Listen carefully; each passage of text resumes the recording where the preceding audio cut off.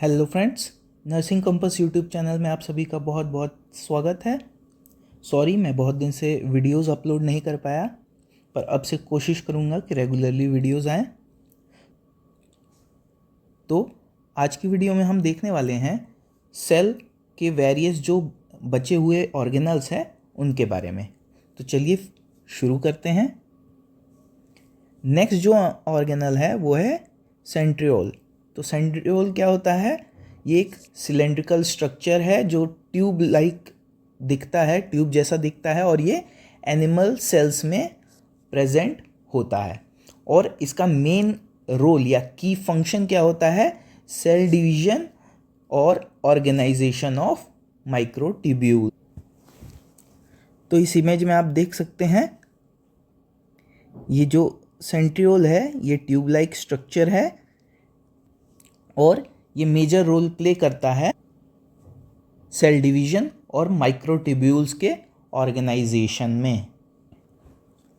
तो देख लेते हैं सेंट्रियोल के मेन फंक्शंस क्या क्या हैं। तो सबसे पहला फंक्शन है, हेल्प करता है फॉर्मेशन ऑफ स्पिंडल फाइबर्स में during the process of mitosis and meiosis. तो स्पिंडल फाइबर्स जो होते हैं उनके फॉर्मेशन में हेल्प कौन करता है? सेंट्रियोल हेल्प करता है। तो स्पिंडल फाइबर्स क्या होते हैं? स्पिंडल फाइबर्स जो है माइक्रोस्कोपिकली माइक्रोट्यूब्यूल्स होते हैं जो कि हेल्प करते हैं movement and segregation of chromosomes में during the process of cell division. तो उनके फॉर्मेशन के लिए सेंट्रियोल मेजर रोल प्ले करता है।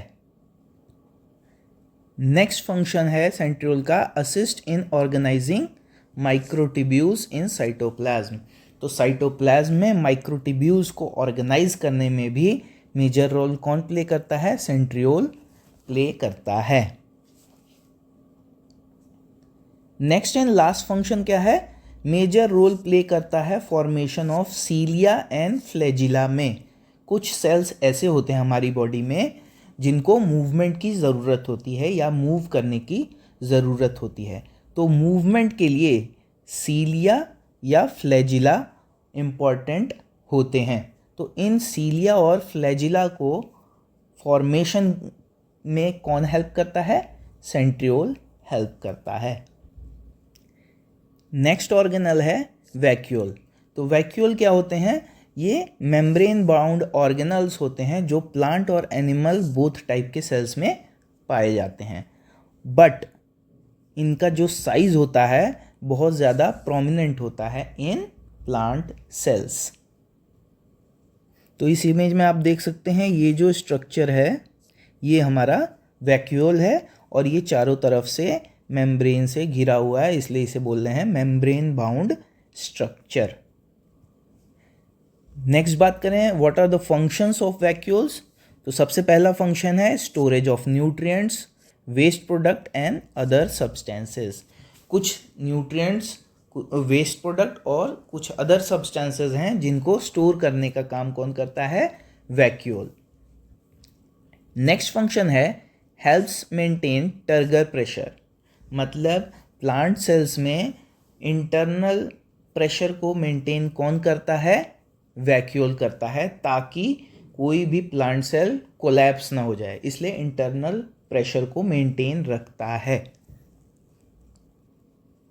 नेक्स्ट है इम्पॉर्टेंट रोल प्ले करता है in cell growth, detoxification and waste disposal. Cell growth, detoxification और वेस्ट डिस्पोजल में भी वैक्यूल एक इम्पॉर्टेंट रोल प्ले करता है।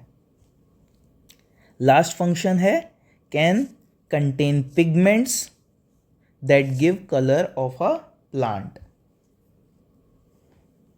तो जो वैक्यूल है ये प्लांट सेल में ज़्यादा लार्ज साइज में पाए जाते हैं और ये पिगमेंट्स को कंटेन करके रखते हैं और इन पिगमेंट्स के वजह से ही किसी भी प्लांट का कलर डिफाइन होता है।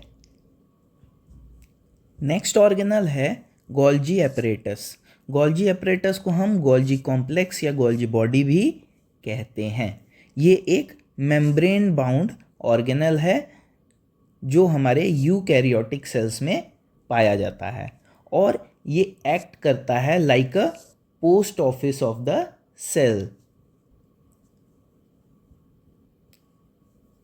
तो इस इमेज में आप देख सकते हैं गोल्जी एपरेटस। ये जो स्ट्रक्चर है ये हमारा गोल्जी एपरेटस कहा जाता है और इसे हम post office of the cell भी कहते हैं। क्यों?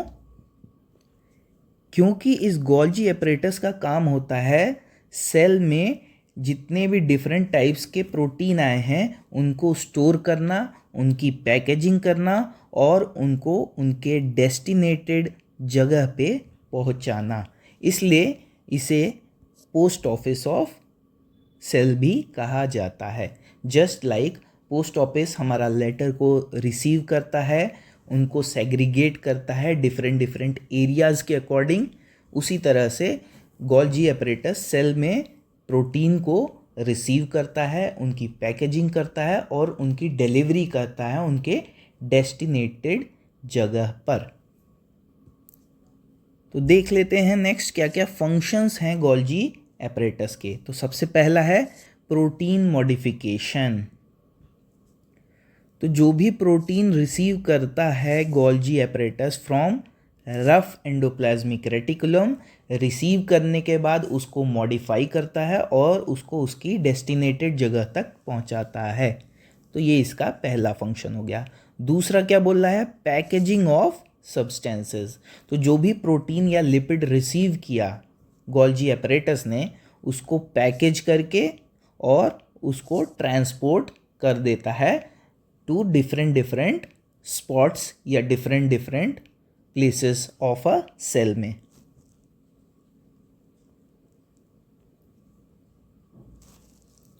नेक्स्ट बता रहा है कि गोल्जी एपरेटस जो है उसका फंक्शन क्या है? Formation of lysosome. लाइजोसोम का फॉर्मेशन करना भी गोल्जी एपरेटस का एक फंक्शन है। लाइजोसोम क्या करता है? लाइजोसोम रिस्पॉन्सिबल होता है फॉर इंट्रासेलुलर डाइजेशन। मतलब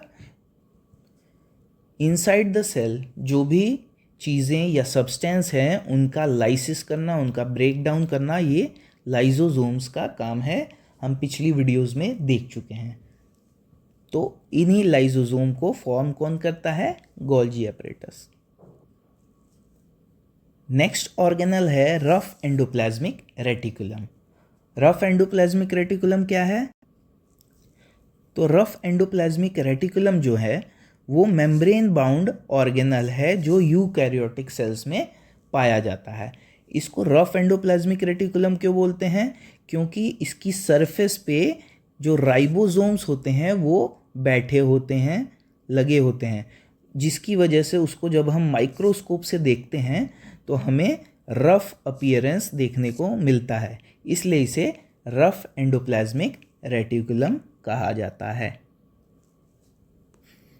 तो इस इमेज में आप देख सकते हैं ये जो स्ट्रक्चर है ये हमारा रफ एंडोप्लाज्मिक रेटिकुलम है। इसको वो जब माइक्रोस्कोप से देखेंगे तो ये छोटे छोटे कांटेदार जो स्ट्रक्चर दिख रहा है ये राइबोसोम्स हैं और इन राइबोसोम्स के वजह से ही इसका अपीयरेंस जो दिखता है वो रफ दिखता है, इसलिए इसे रफ एंडोप्लाज्मिक रेटिकुलम हम कहते हैं। नेक्स्ट क्या क्या फंक्शन है रफ एंडोप्लाज्मिक रेटिकुलम के? तो सबसे पहला है प्रोटीन सिंथेसिस। तो ये जो राइबोसोम्स होते हैं रफ एंडोप्लाज्मिक रेटिकुलम के सरफेस पे, ये ही सिंथेसाइज करते हैं किसको? प्रोटीन को। और सिंथेसाइज करने के बाद उसको कहाँ ट्रांसपोर्ट कर देते हैं? गोल्जी एपरेटस में for further processing, packaging and transportation. Next है स्मूथ एंडोप्लाज्मिक रेटिकुलम। तो स्मूथ एंडोप्लाज्मिक रेटिकुलम क्या होता है? ये भी रफ एंडोप्लाज्मिक रेटिकुलम की तरह एक मेम्ब्रेन बाउंड ऑर्गेनल है जो यूकैरियोटिक सेल्स में पाया जाता है। लेकिन इसमें डिफरेंस क्या है? इसके नाम से ही इसका डिफरेंस पता चल रहा है।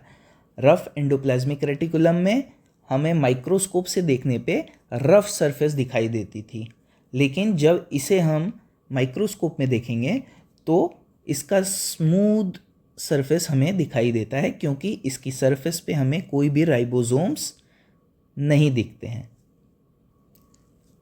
Next, what are the functions of smooth endoplasmic reticulum. तो इस इमेज में आप देख सकते हैं ये जो हमारा स्ट्रक्चर है, इसको माइक्रोस्कोपिकली जब हम देखेंगे तो इस पे कोई भी राइबोसोम्स प्रेजेंट नहीं है, जिसकी वजह से ये स्मूथ सरफेस दिखाई देगी, इसलिए इसे स्मूथ एंडोप्लाज्मिक रेटिकुलम कहा जाता है।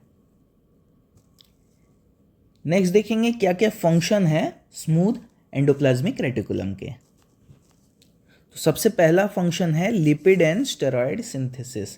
तो ये जो स्मूथ एंडोप्लाज्मिक रेटिकुलम होता है ये फॉस्फोलिपिड, कोलेस्ट्रॉल और स्टेरॉयड हार्मोन्स का सिंथेसिस करता है, जैसे ईस्ट्रोजन या टेस्टोस्टेरोन। इन हार्मोन्स का सिंथेसाइजेशन कौन करता है? स्मूथ एंडोप्लाज्मिक रेटिकुलम करता है। Next, detoxification. डिटॉक्सिफाई करता है ड्रग्स, एल्कोहल, पॉइजन्स को फ्रॉम लिवर सेल्स। सो ये सारे वेरियस ऑर्गेनल्स थे जिनके बारे में हमने देखा, जो कि एक सेल्स में, यूकैरियोटिक सेल्स में प्रेजेंट होते हैं। तो होप करता हूँ आपको ये वीडियो पसंद आया होगा। वीडियो पसंद आया तो वीडियो को लाइक कर दीजिए, शेयर कर दीजिए और चैनल को सब्सक्राइब कर लीजिए। Thank you so much for watching.